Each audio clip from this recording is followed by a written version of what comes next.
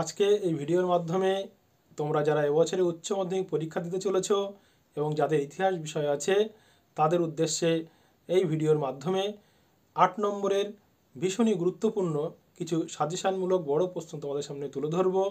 আশা করি এই বড় প্রশ্নগুলো পড়লে তোমরা কিন্তু পরীক্ষাতে বলা যেতে পারে কমন কিন্তু পাবেই। এবং এর আগে তোমাদেরকে আমি কথা দিয়েছিলাম যে পরীক্ষার আগে অর্থাৎ ফাইনাল পরীক্ষার আগে তোমাদের কাছে একদম অল্প কিছু প্রশ্ন তোমাদের সামনে তুলে ধরবো যেগুলো গুরুত্ব নিরিখে সব থেকে বেশি এগিয়ে। তাই সেই কথা মাথায় রেখেই কিন্তু আজকে এই ভিডিওটি তৈরি করা। ভিডিওটি কোথাও স্কিপ না করে সম্পূর্ণ ভিডিওটি দেখো। এবং সেই সঙ্গে বলে রাখি, এখানে যদি এই প্রশ্নগুলো তোমরা তৈরি করে যাও ভীষণ ভালো করে বড় প্রশ্নগুলো মুখস্থ করো এবং তোমরা কিন্তু খাতায় লেখার অভ্যাস করো, তাহলে দেখবে পরীক্ষাতে তোমরা কিন্তু সেগুলো ভীষণ ভালো করে লিখতে পারবে। এবং এটা যদি পারো তাহলে সেখানে কিন্তু তোমরা বড় প্রশ্নে যে 40 নম্বর আছে টোটাল, অর্থাৎ তোমাকে 5টা প্রশ্ন লিখতে হয়, এখানে কিন্তু তুমি 40-এ 40 পেতে পারো। এবং সেই সঙ্গে বলে রাখি, ছোট প্রশ্নের জন্য টেক্সট বই ভীষণ ভালো করে খুঁটিয়ে পড়ো এবং তোমরা যেখানে পড়ো আশা করি সেখান থেকে তোমাদের নোটসপত্র দিয়েছে, সেগুলো ভীষণ ভালো করে পড়ো। এবং সেই সঙ্গে সঙ্গে সালের যে প্রশ্নগুলো আছে, অর্থাৎ এর আগে যে সালে যে প্রশ্ন উত্তরগুলো আছে এমসিকিউ এবং এসিকিউ, সেই সালের প্রশ্নগুলো কিন্তু ভীষণ ভালো করে পড়ো, কারণ দেখা যায় প্রতি বছরই সালের প্রশ্ন থেকেও কিন্তু কিছু কিছু প্রশ্ন আসে, তাই সেগুলো পড়লে তোমরা কিন্তু সেখান থেকে কম বেশি কমন পাবে।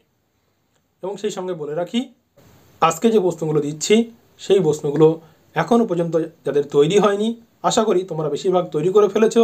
যদি এখনও পর্যন্ত তৈরি করে না থাকো তাহলে একটা নির্দিষ্ট রুটিন করে নির্দিষ্ট সময় মতো করে তোমরা কিন্তু প্রত্যেকটি প্রশ্ন তৈরি করো, মুখস্থ করো এবং সেই সঙ্গে সঙ্গে খাতায় তোমরা লেখো, তাহলে দেখবে লিখলে সেগুলো তোমরা কিন্তু পরীক্ষা থেকে সুন্দর করে সেটা উপস্থাপন করতে পারবে। এবং বলে রাখি, এই চ্যানেলে প্রতিনিয়ত এ ধরনের ভিডিও পোস্ট করা হয়। এর আগে অন্য অর্থাৎ মাধ্যমিক এবং উচ্চ মাধ্যমিকের অন্য বিভিন্ন বিষয়ের উপরে সাজেশনমূলক প্রশ্ন দেওয়া হয়েছে, সেগুলো তোমরা চাইলে দেখতে পারো। এবং এই চ্যানেলে প্রতিনিয়ত এ ধরনের গুরুত্বপূর্ণ ভিডিও পোস্ট করা হয়, তাই অবশ্যই চ্যানেলটি সাবস্ক্রাইব করো এবং এ ধরনের ভিডিও সবার আগে পেতে পাশে থাকা বেল আইকনে ক্লিক করে অল নোটিফিকেশন অন করে রাখো। তাহলে চলো আমরা যাই, যে বড় প্রশ্নগুলো সেগুলো তোমরা এগুলো খাতায় লিখে নাও। দেখে নাও বিভাগ কয়ের প্রশ্ন। প্রথম অধ্যায়, জাদুঘর কাকে বলে? অতীত পুনর্গঠনে জাদুঘরের ভূমিকা লেখো।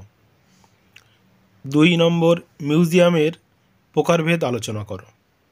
এই দুটো প্রশ্ন এখান থেকে সব থেকে বেশি গুরুত্ব নিরিখে এগিয়ে আছে। 3 নম্বর, অতীতকে স্মরণ করার ক্ষেত্রে কিংবদন্তি বা মিথ এবং স্মৃতিকথার ভূমিকা আলোচনা করো। দ্বিতীয় অধ্যায়ে দেখে নাও 4 নম্বর প্রশ্ন, উপনিবেশবাদ ও সাম্রাজ্যবাদ বিষয়ে হবসান লেনিন এর তত্ত্ব আলোচনা করো। এটি সব থেকে বেশি গুরুত্ব নিরিখে এগিয়ে এই অধ্যায়ে। এছাড়া সাম্রাজ্যবাদ বলতে কী বোঝো, সাম্রাজ্যবাদ উদ্ভবের কারণগুলি আলোচনা করো। এটিও ভীষণ গুরুত্বপূর্ণ একটি প্রশ্ন। 6 নম্বর, ঔপনিবেশিক সমাজে জাতি সংক্রান্ত প্রশ্ন ও তার প্রভাব আলোচনা করো। পরে তৃতীয় অধ্যায় থেকে দেখে নাও গুরুত্বপূর্ণ প্রশ্ন, ভারতের রেলপথ প্রবর্তনের উদ্দেশ্য ও প্রভাব আলোচনা করো। আর্দাক ক্যান্টন বাণিজ্যের প্রধান বৈশিষ্ট্যগুলি কী ছিল? এই বাণিজ্যের অবসান কেন ঘটে? এটি ভীষণ একটি গুরুত্বপূর্ণ প্রশ্ন। 9 19 শতকে বাংলার নবজাগরণের প্রকৃতি, বৈশিষ্ট্য ও সীমাবদ্ধতা কী ছিল? 10 19 শতকে বাংলার সমাজ ও শিক্ষা সংস্কার আন্দোলনে ঈশ্বরচন্দ্র বিদ্যাসাগরের ভূমিকা কী ছিল? এটি কিন্তু ভীষণ একটি গুরুত্বপূর্ণ প্রশ্ন এবং পরীক্ষায় আসতেই পারে। 11 দাগটা ভীষণ গুরুত্বপূর্ণ, দেখে নাও চীনের চৌঠা মে আন্দোলনের কারণ ও প্রভাব সম্পর্কে আলোচনা করো। 12 দাগটাও ভালো করে পড়বে। আলিগড় আন্দোলন কি? এই আন্দোলনে স্যার সৈয়দ আহমেদের অবদান মূল্যায়ন করো। পরের প্রশ্নে যাওয়ার আগে তোমাকে জানিয়ে রাখি, এই চ্যানেলে প্রতিনিয়ত এ ধরনের ভিডিও পোস্ট করা হয়।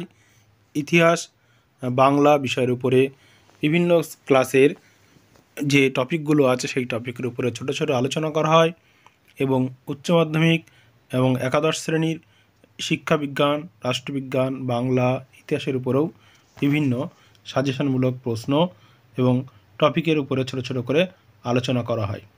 তাই চ্যানেলটি অবশ্যই সাবস্ক্রাইব করো এবং এ ধরনের ভিডিও সবার আগে পেতে পাশে থাকা বেল আইকনে ক্লিক করে অল নোটিফিকেশন অন করো। এরপরে দেখে নাও খ বিভাগ, পঞ্চম অধ্যায়, প্রথম প্রশ্ন।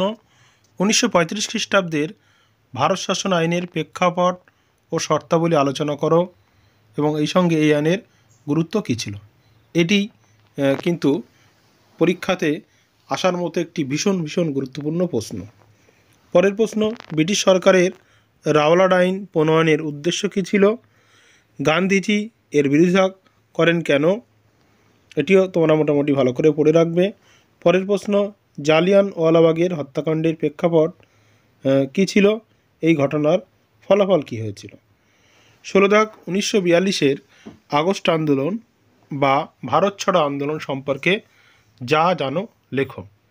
17 1946-এর নৌবিদ্রোহের কারণ ও ফলাফল বা তাৎপর্য লেখো। এখান থেকে 13 এবং সেই সঙ্গে 16 এই দুটো প্রশ্ন কিন্তু কার্যত প্রায় আসা নিশ্চিত। পরের সপ্তম অধ্যায় থেকে দেখে নাও। প্রথম প্রশ্ন, ঠান্ডা লড়াই বলতে কী বোঝো? ঠান্ডা লড়াইয়ের তাত্ত্বিক ভিত্তি ব্যাখ্যা করো, অথবা ঠান্ডা লড়াইয়ের কারণ ও ফলাফল আলোচনা করো। এটিও ভীষণ একটি গুরুত্বপূর্ণ প্রশ্ন, এটি কিন্তু তোমাকে তৈরি করতেই হবে। পরের প্রশ্ন, হো চি মিনের নেতৃত্বে ভিয়েতনামের মুক্তিযুদ্ধের একটি সংক্ষিপ্ত বিবরণ দাও। এটিও ভীষণ ভালো করে তৈরি করবে। পরে 20 কিউবা ক্ষেপণাস্ত্র সংকট সম্পর্কে কী জানো? এর গুরুত্ব কী ছিল?